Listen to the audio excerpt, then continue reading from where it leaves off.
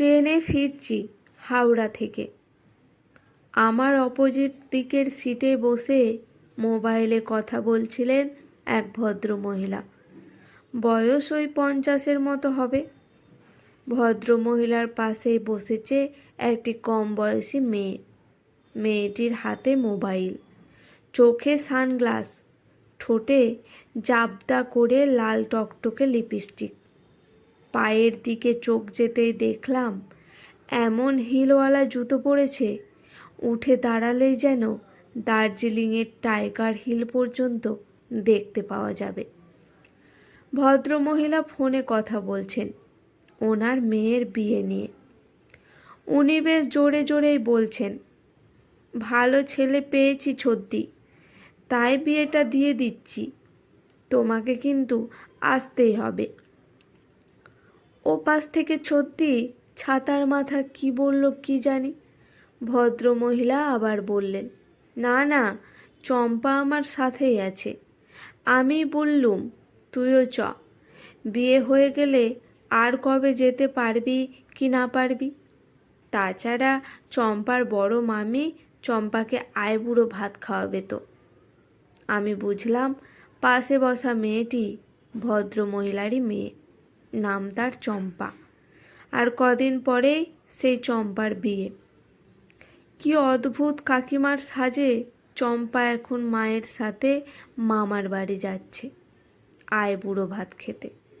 চম্পার মা ফোনে কথা বলছে আর চম্পা মোবাইলের ক্যামেরা অন করে কিছুক্ষণ ছাড়া ছাড়াই নিজের মুখখানা একবার ক্যামেরায় দেখে নিচ্ছে আর তার সাথে ইনস্টাগ্রাম স্ক্রল করে চলেছে। আমি চম্পার রকম সকম দেখছি আর চম্পার মায়ের কথাও শুনছি, যাকে বলে একসাথে অডিও আর ভিডিও দুটোই। তবে হ্যাঁ, আমি একা নই, আশেপাশের লোকজনও তাকিয়ে আছে ওদের দিকে।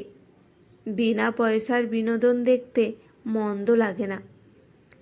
চম্পার মা জম্পেশ করে গল্প জমিয়েছে ফোনের ওপারে ছোদ্দির সাথে। ছোদ্দি মনে হয় একটু রসিক।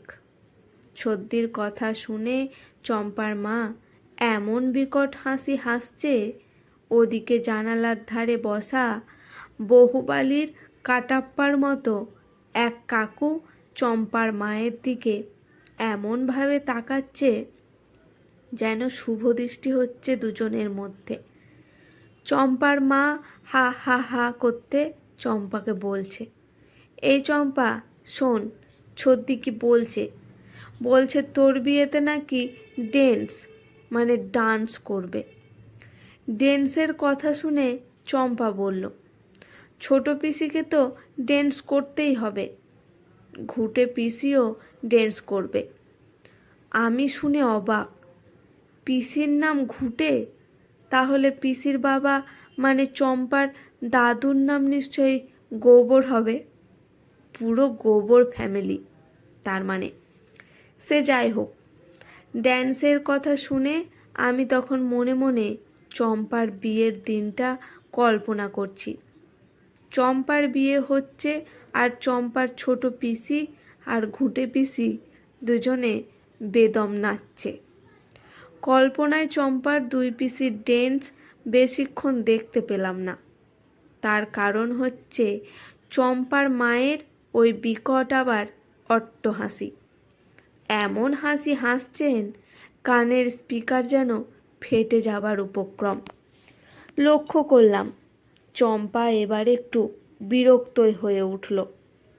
বলল, তাড়াতাড়ি কথা বলে নাও মা, আর দুটো স্টেশন পর আমরা নামব। চম্পার মা তখন ছোদ্দিকে বলছে, এই ছোদ্দি, আমাদের স্টেশন চলে এসেছে, বিয়েতে কিন্তু অবশ্যই এসো। চম্পা তো বিয়ের পর চলে যাবে গান্ধীর সাথে, তার আগে ওরা একবার হানিমুনে যাবে। বিয়েতে না এলে চম্পার সাথে কিন্তু আর দেখা হবে না।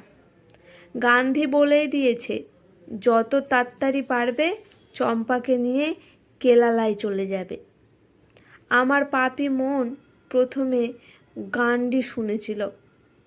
দ্বিতীয়বার নামটা উচ্চারণ করতে বুঝলাম চম্পার মায়ের জামাইয়ের নাম গান্ধী। সে যাই হোক, গান্ধী কেরালায় নিয়ে যাবে মানে? আমার অবুঝ মন অনেক কষ্টে উদ্ধার করলো, ওটা কেরালা নয়, কেরালা। কিন্তু চম্পা আর গান্ধী কেরালা যাওয়ার আগে হামিনুনে যাবে বলল চম্পার মা। তা হামিনুনটা আবার কোথায়? বুঝে উঠতে না পেরে হামিনুনটা গুগলে সার্চ করতে গেলাম। দেখি শিবপ্রসাদ আর নন্দিতার হামি সিনেমাটা চলে এলো। তারপর আমার মাথা খারাপ। গুগলে লিখলাম হোয়ার ইজ হামিনুন। মনে মনে ভাবছি এটা শিওর পাকিস্তানেই হবে। ওদিকে আমার মতো অবস্থা হয়েছে ছদ্দিরও। ছদ্দিও হামিনুন বুঝতে না পারেনি। চম্পার মা তখন বুঝিয়ে বলছে, হামিনুন গো, তুমি হামিনুন বুঝতে পারছো না? আমি তখন গুগলে সার্চ করা ছেড়ে চম্পার মায়ের কথায় কান রেখেছি। চম্পা তখন এদিক ওদিক তাকিয়ে মাকে একটা চিমিট করে চিমটি কেটে আস্তে করে বলল, আনস্মার্টের মতো কথা বলছো। তুমি প্রেস্টিজটা লুজ করে দিবে দেখছি। ওটাকে হানিমুন বলে, হামিনুন নয়। চম্পার মা এবার বিরক্তি হয়ে বলল, খুব শিক্ষিত হয়ে গেছো তাই না? মায়ের ভুল ধরছ। আমার কাছে যেটাই মুন সেটাই নুন। হামিনুন আর হামিনুন একই কথা। আমি মনে মনে বললাম, সাব্বাস কাকিমা, সাব্বাস, তুমিই ঠিক। কথাটা হানিমুন নয়, হামিনুন। সত্যিই তো, হানিমুনে গিয়ে কে আর হানি খায়? সবাই তো হামিই খায়। তুমি ঠিকই বলছো। নুনে মুনে সব মিলেমিশে একদম একাকার, সব এক।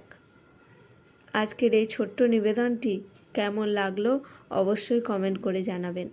যদি শুনে আপনাদের ভালো লেগে থাকে তাহলে চ্যানেলটি সাবস্ক্রাইব করে একটি লাইক করে আমার পাশে থাকবেন। কলমে সরজিৎ ঘোষ।